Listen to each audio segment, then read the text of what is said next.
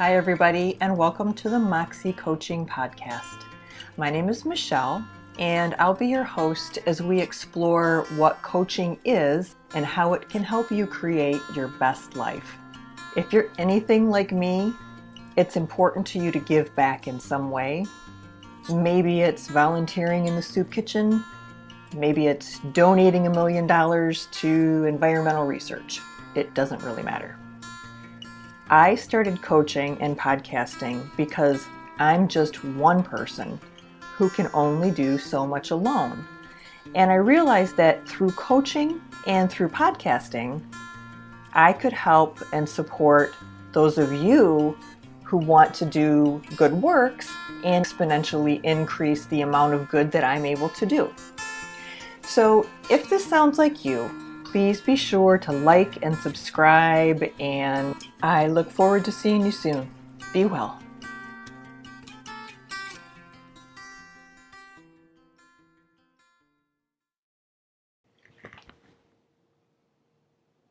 Hey everyone, thank you so much for being here. Welcome to another episode of the Moxie Coaching Podcast.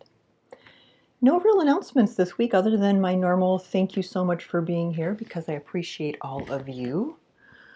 This week we're going to be talking about energetic hygiene. And I know we did an episode on it a little while ago, but this one is a little bit different. This one is going to be a fairly short episode that is designed to give you or teach you a tool that I use when I get to the point where I'm just overwhelmed. It's no surprise to any of you that burnout and stress and anxiety are at an all-time high right now. You know, there are all of the obvious things that we don't even need to get into, but there's a doctor in Melbourne who has done some studies, and he has noticed a huge increase in cynicism, and they're considering cynicism another sign of burnout. So that's something to think about. I hadn't thought about it that way before, but as much as I try, I have become a lot more cynical in the past 5 years. So something to think about if that is you. All right, so as I said, this is something that I do. I struggle and work to manage anxiety on my own.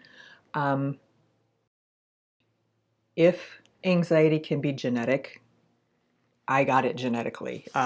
It comes from both sides of my family. We're all anxious folks. So, I've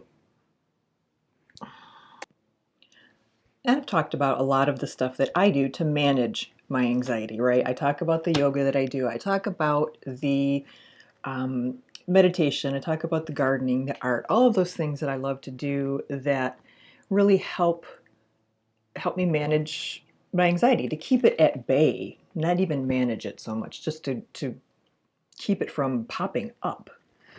However, I had what I think is my first panic attack not too long ago, and it was horrible. And I had to apologize to my daughter who has panic attacks and just tell her how sorry I am that was something that she's been dealing with. And not having had one myself, I couldn't understand the depth of the experience. And so what I've done, I've come up with a quick, easy way of sort of bringing myself back to my body when I get too too out there. And when we get to that point, if we can bring ourselves back into our bodies, it really is very helpful. Clearly, we are better off staving off that level of anxiety before we get there. But the trick is, of course, to notice that we're headed in that direction. And I think the busier we are, the more hectic life is, the more difficult it is for us to be in a space where we are sort of observing our beingness in the world. And we're to get to a point where we're observing how we're feeling and working proactively to take that feeling that could be a buildup of anxiety or a buildup of challenging energy, notice it before it gets to that critical peak point. And that is something that I think possibly, unfortunately, we learn with practice. So those of us who have been working with anxiety for years and managing it and all of those things, we are better able to recognize that we're getting into a place where things are going to get difficult. So we can see the road that we're on, and we can clearly see the point where we're headed if we don't do something different. But when we maybe haven't dealt with anxiety before, could be that this is new. A lot of people are experiencing anxiety over the last 3 or 4 years who never experienced it before. So you talk about being blindsided. Oh my gosh, all of a sudden you just feel this anxiety. You have no idea where it's coming from or why you have it. And as much as it sucks to have dealt with it my whole life, I'm glad I'm not being blindsided by it now. So yes, so the trick is to get to the point where you can place yourself in the position of the observer. And you can begin to notice how you're feeling at different times. Meaning, you could be having a conversation with someone and you can feel your anxiety rising. Something in that conversation is feeling icky to you. And when we're aware of those things, we can stop and say, oh, I don't know, something's going on. I don't like how this feels. I need to shift. I need to change things. I was having a conversation with someone the other day about something fairly benign. I was trying to explain it and I got teary and I could feel it coming up. I could feel it welling up. And, I was like, sorry guys, I don't know where this is coming from, but here it is. So my point being to learn to become self-aware of these feelings of anxiety, of these feelings of stress and overwhelm, of anger and frustration, loss, depression, all of these things. To learn to put yourself in the place of the observer so you can watch yourself and sort of step in like your own little fairy godmother and reel yourself back in before you get to these points where the anxiety is crippling. I will be honest in that I don't know for sure how this exercise will work for people who are not visually oriented. I would be really curious because I'm an artist, so everything in my head, I can see it and I can, imagine things and see them. So if you are someone who can't do that, this may be a little bit more challenging for you. But nevertheless, I think it's a good tool to have. And as you'll see, it's a flexible tool, so you can create an exercise that works well for you as an individual. But this is mine. So, as a gardener, I work in the yard. I make sure that my gardens have the plants that I want them to have. And I make sure that my garden has no weeds or, whatever else I don't want in there. I make sure it has water. I make sure it has nutrients. It's something that I do on a regular basis, that I get a lot of joy from, that I get a lot of peace from, a lot of relaxation from. And so that's my thing that I'm taking into this exercise. The exercise is essentially doing the normal everyday things. And this should be 10 minutes max. I've learned that I can do this in 10 minutes. It can sort of give me a good place to start my day, and it's not prohibitively long.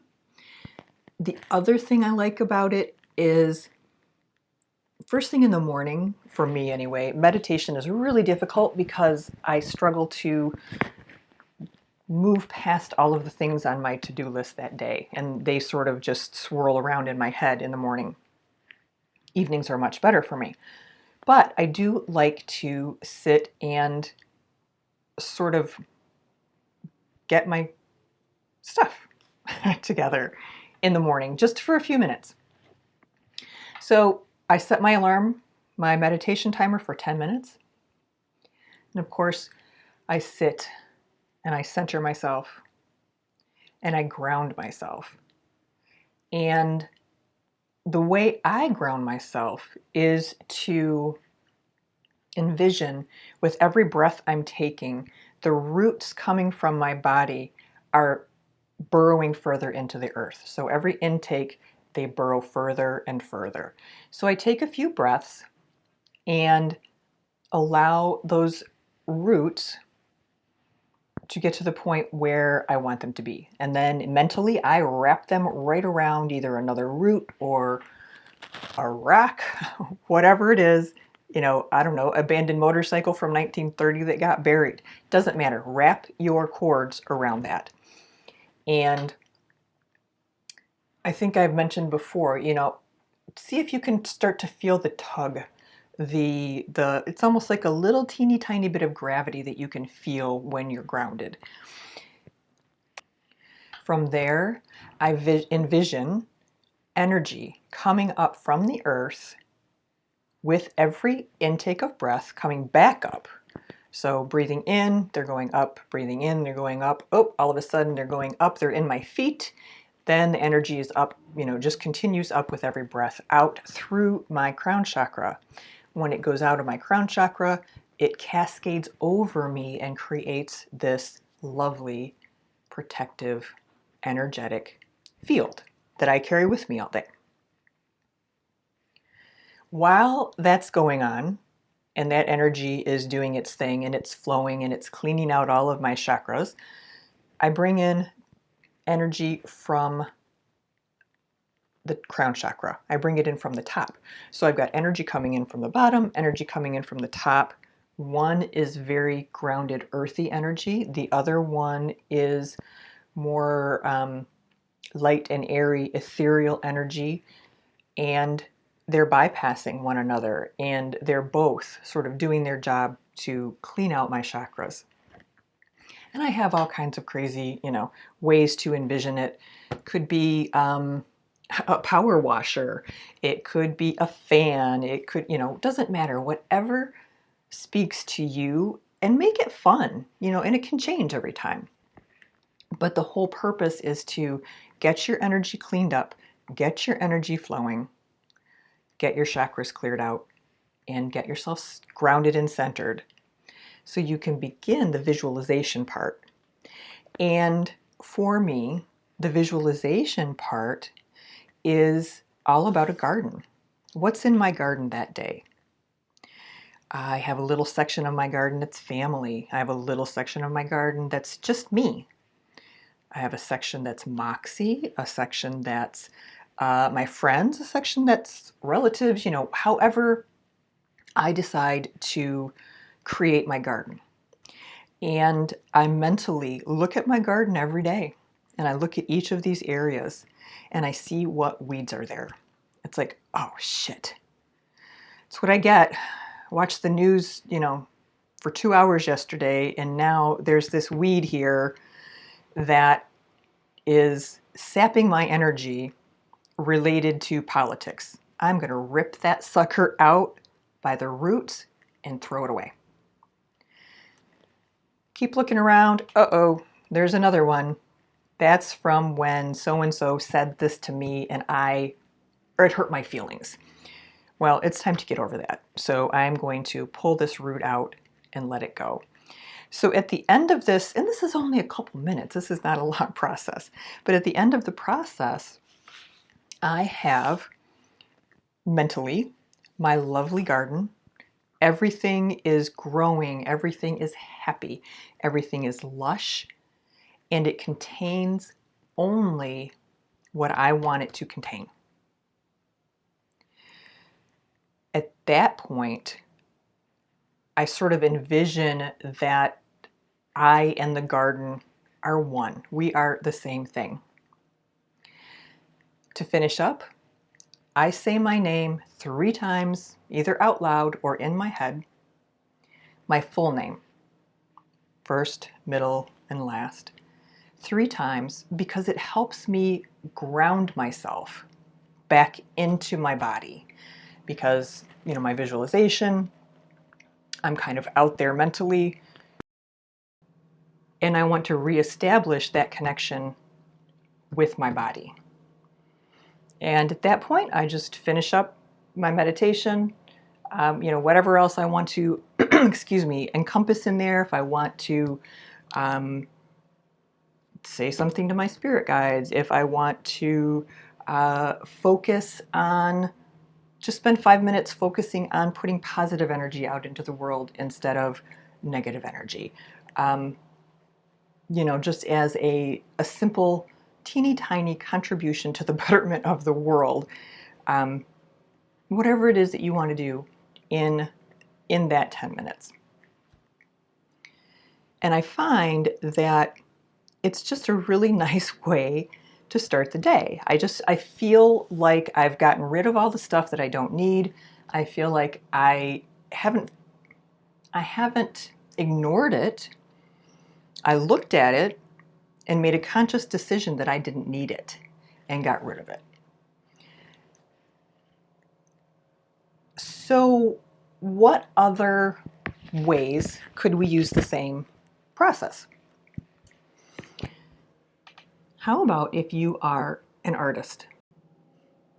Let's say that you're an artist and you have an inner wall, a big brick building wall in your mind. And that brick building wall is always being tagged by people you don't want tagging it and saying things you don't want, putting things up there that you don't want. And so what you do when you're doing your visualization is get out your can of spray paint and spray over the ugly symbolism that's there. Spray over the nasty words that are there. Spray over anything that doesn't look good or feel good to you. And then use your beautiful canvas. Might still have some things from other days on there. You don't have to block everything off. You might still have your family little section up there is still beautiful and there's no issues with that, so you don't need to do anything. Maybe all you need to do is work on this little tiny section of your wall today that is your at work wall, and you had a conflict with someone at the workplace, and you want to address that, but you don't want to throw out all of the other beautiful things on your lovely wall. You only want to get rid of the things that someone else put there that you don't want there. I take that back. They actually could be things that you put there, because sometimes we can be our own worst enemies. So but the idea is the same. The idea is to create this inner, safe, beautiful space that's all yours, where you can learn to feel what it feels like to be in this space and to be in your body and to have control over the things that are growing in your garden, the things that people are painting on your walls. You could also look at it like like if you enjoy cooking. Someone gives you a big box of ingredients. Every day you get a giant box of ingredients. They bring it in, they plop it on your counter, and you look through and see what your day is going to be like. And inside that box, there almost always are just some really nice things. You know, there's some beautiful pomegranates, and there's some lovely asparagus, and a nice, fresh, farm-raised chicken, roasting chicken, whatever it is. All of those lovely things that are in your refrigerator or your box, right? But there are some things in that box that you don't want. There are some things, you know, somebody put in your box moldy Brussels sprouts. You don't want that. What do those moldy Brussels sprouts represent? And get rid of them. Somebody put an ingredient that you don't like in there. No problem. Get rid of it. Take it out of your box. When your box is only containing the things that you want it to contain, when you can look at your box and your heart and your mind work together and say, I like what's in this box. I'm going to take this box into the rest of my day. Then you know that you have done everything that you need to do. So, you know, these metaphors are endless. And I probably would enjoy, you know, just sitting around and coming up with them, but I'm not going to subject you to that. So you're on your own to start to think about how you identify yourself, how you can create the equivalent of your little garden or your cooking box or your art wall, and give it a shot. Lean into it just for like a week and see. Just see. But you have to give it a real try. You have to give it a true try. Looking at the news, looking at pretty much any social media, it's really clear that we are in a time of extreme challenges. And it's also very clear that we are going to remain in these extreme challenges for quite a long time. And we need to figure out how to be in a world where we're cynical and we're fearful and we're angry. And we have to figure out a way to do that in a way that's healthy for us and in a way that doesn't impinge on anybody else, doesn't make things more difficult for anybody else. So that is what I'm hoping this little exercise will do for you. 10 minutes, bring yourself home to yourself before you start your day and see how and if it changes things for you. You all have a great week. Work on those anxiety busting hygiene tips and find the thing that you can use to connect your mind and body, and have a fabulous week.